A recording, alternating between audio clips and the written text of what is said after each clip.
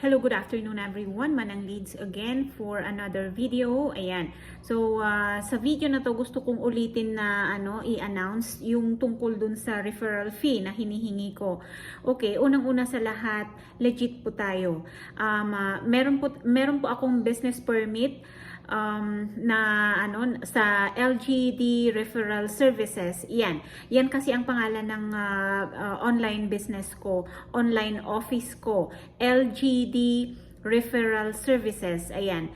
Registered po yan sa DTI noong 2021 pa. Ayan. Tapos may business permit din po ako sa munisipyo. So, doon sa mga duda-duda dyan, guys, kung magtatanong din lang kayo kung legit ba o hindi, yung alam niyo yung yung tanong na parang nakakatag nito, annoying questions. Sorry na lang po ha kung pabalang din yung sagot ko kasi unang-una sa lahat, kung magtatanong ka rin lang ng legitimacy, kung alimbawa sa akin, bakit mo sa akin itatanong kung legit o hindi? Bakit hindi ka mag-search? Kaya ang ginagawa ko, guys, lagi kong sinasabi sa mga nagchat-chat sa akin na i-search nila yung LGD Referral Services kasi nasa DTI yan. Naka-DTI ako, naka-business permit pa ako. Alam nyo kasi sa DTI, hindi kayo makakapag-register doon na wala kayong government-issued ID. Yun. So, kung doon lumalabas yung pangalan ko, sabay kapag nakipag-deal kayo sa akin, ibibigay ko yung pangalan ko, yung valid ID ko, ganon, na yung pangalan ko naman, yan din yung nasa channel ko, yan din yung nasa Facebook account ko. So, yun, magkakatugma naman yung information, yung pangalan. So, ang hiling ko lang sa inyo, i-search nyo na lang yung LGD Referral Services sa website ng DTI. Makikita nyo yan dyan. 2021 pa yan nakaregister. So, bakit referral? Referral kasi, alimbawa, gusto nyong kunin yung contact ni attorney, syempre, hihingian ko kayo ng referral fee. Ganon yun. Hihingian ko kayong referral fee bago ko ibigay yung contact ni attorney.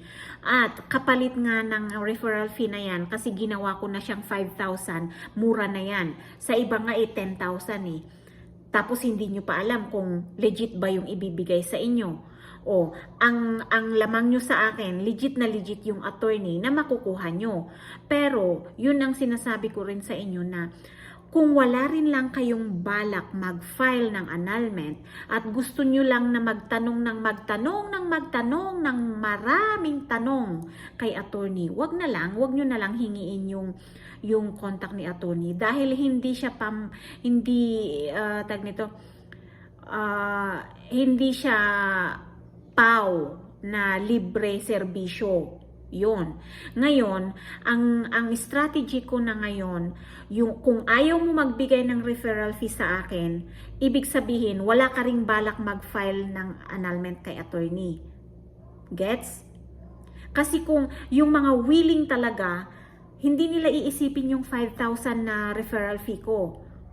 Kasi, iisipin mo, ibibigay ko kayo kay attorney tapos magtanong kayo ng unlimited na tanong doon tapos iiwan nyo lang siya sa ere na hindi naman talaga kayo magfa-file ng annulment. So, unfair naman yun. Unfair yun. So, part ng screening na yun, kung ayaw mo magbigay sa akin ng 5,000 at yan pa ang dahilan na iisipin mo na scam ako, ay, wala akong doon. It's fine for me. Kasi hindi naman ako nangangailangan ng legit service or service ng annulment lawyer. Ino-offer ko na nga yung legit na na yung mismo nag-ayos ng annulment ko, yun mismo yung attorney na ibibigay ko sa inyo. Pero dahil nga sa mga experience, as I have said, sabi ko, 2021 pa ako nagre-refer doon. Pero, iniiwasan na namin yung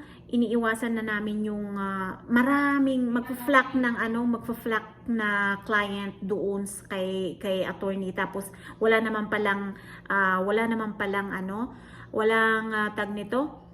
sincere na client. unfair naman yung ganon. So, inuulit ko, kung ayaw mo magbigay ng 5,000 na referral fee, ibig sabihin wala ka ring balak mag-file ng annulment kay attorney. Okay, gets? Thank you!